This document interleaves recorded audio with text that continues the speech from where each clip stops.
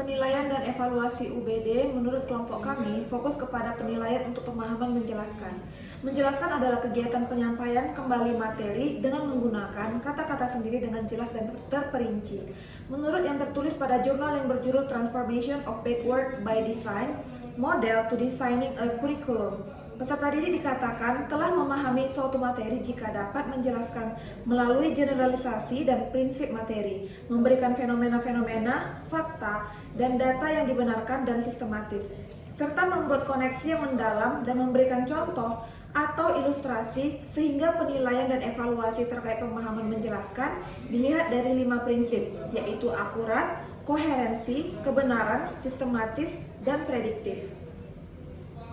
Kemudian, penilaian dan evaluasi dalam UBD berdasarkan literatur menurut J. McTighe dan Granwiggins adalah proses yang dilakukan dengan melakukan penilaian keadaan dan kebutuhan peserta didik dahulu, barulah dilakukan perancangan rencana pembelajaran di mana penilaian dalam UBD ini dilakukan untuk mencapai CP dan tujuan belajar yang telah ditentukan sebelumnya.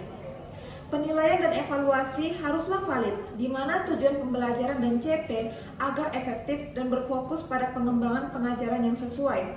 6. Pemahaman dalam UBD untuk diimplementasikan dalam PBM bagi peserta didik harus disesuaikan dengan kriteria sesuai pemahaman-pemahamannya agar dapat hasil yang diinginkan.